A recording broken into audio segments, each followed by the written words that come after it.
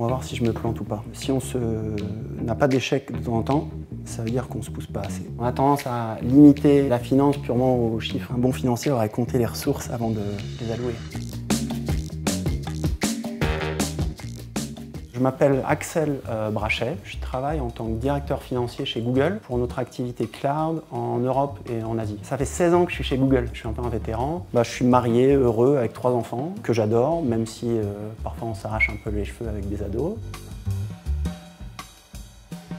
Aujourd'hui, si j'ai bien compris, on fait un financier à la framboise. Je ne suis pas forcément un expert, mais je pense qu'on va y arriver. Le four, où est-ce qu'il est le four ? Il est derrière. 200. Faire fondre le beurre dans une casserole afin d'obtenir un beurre noisette. Casserole à fond épais, ça a l'air d'être ça. Faire fondre sur feu moyen, ok. Je rêvais pas d'être financier quand j'étais gamin. Je rêvais d'être en équipe de France de rugby ou de faire le tour du monde en bateau, quelque chose comme ça. Donc j'étais très loin de ça, évidemment. C'est peut-être mieux comme ça, parce que c'est peut-être un peu triste si en tant qu'enfant on en est déjà là. Il y a quand même, je pense, une raison pour laquelle je suis resté dans la finance, qui est qu'il y a pas mal de valeurs en fait, de ce métier-là qui me correspondent assez bien. Ça ancre beaucoup dans les faits, dans les données. Il n'y a pas trop de place pour le pipeau. Il y a une certaine objectivité, c'est-à-dire on est plutôt dans un rôle d'arbitre que de joueur en quelque sorte, et j'aime assez bien ça. J'ai une équipe qui est distribuée entre 4 endroits en Europe, Paris, Londres, Milan, Munich, et 2 endroits en Asie, Singapour et le Japon. Plein de gens géniaux, en général un peu plus en début de carrière, auxquels j'essaye d'apprendre un petit peu ce que moi j'ai découvert sur 20 ans, et puis eux m'apprennent aussi énormément. Je pars pas tous les matins en sifflotant au travail, parce que ça arrive à personne, je pense, il y a forcément des moments qui sont difficiles, mais je dirais que dans l'ensemble, j'ai la chance d'avoir une super équipe, et on a l'impression de faire quelque chose de significatif ensemble. C'est démontré en fait par les études, les équipes plus diverses sont plus fortes, plus compétentes avec de meilleurs résultats. Ça a été démontré de manière scientifique par A plus B en comparant des groupes. Donc on s'efforce autant que possible au moment du recrutement d'aller chercher des profils aussi divers que possible. On-off, ça on va y arriver. On fait fondre et puis ensuite il faudra filtrer. Alors je vais faire comme ça. C'est bon hein. Mélanger dans un récipient la poudre d'amande et le sucre glace. C'est celui-là ou celui-là? Celui-là plutôt, non? Poudre d'amande, bim. Et sucre glace, c'est celui-là. Ajoutez les blancs d'œufs à température ambiante. Alors c'est là qu'il va falloir séparer les œufs. Donc on va voir si je me plante ou pas. On a souvent tendance à dire la finance, c'est la compta en gros. La connaissance purement technique de comment est-ce qu'on met les bons chiffres dans les bonnes cases. Quand je discute avec mes équipes ou même quand je réfléchis à mes propres compétences, il y a bien sûr une question de compétences dures, entre guillemets, de savoir technique. Et puis après, il y a des compétences que les Américains appelleraient soft, en gros tout ce qui est de l'ordre de l'interaction humaine. Et dans ce domaine-là, évidemment, on n'a jamais fini d'apprendre. Il faut savoir communiquer, ça va dans les deux sens, écouter et exprimer, influencer, c'est parfois le plus dur. Même quand on a des chiffres super solides, un savoir technique hyper établi, on n'a pas forcément gagné. Il s'agit encore de convaincre les gens qui sont responsables de l'activité de changer la manière dont ils opèrent. Je crois que je mélange tout.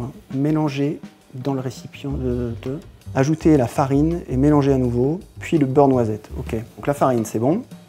Alors, il nous manque encore les framboises, ça va être ça le plus beau j'imagine.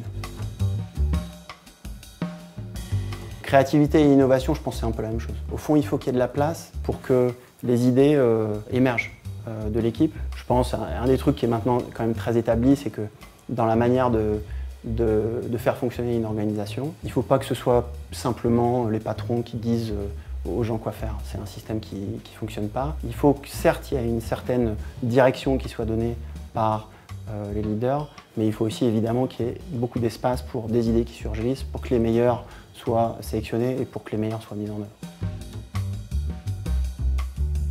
On a tendance à limiter la finance purement aux chiffres.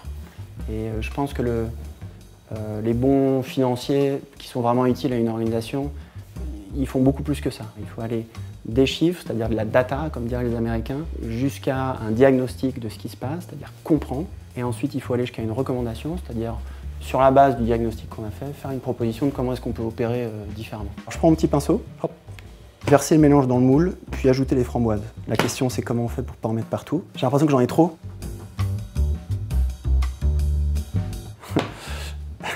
Le bon financier, mais je dirais n'importe quel responsable d'entreprise, à un moment donné, va devoir prendre des risques. Donc certes, il y a des moments où il va falloir être un peu dans le contrôle des dépenses. Puis il y a des moments où il va falloir se lancer et prendre un risque sur un investissement donné. Si on n'a pas d'échec de temps en temps, ça veut dire qu'on ne se pousse pas assez.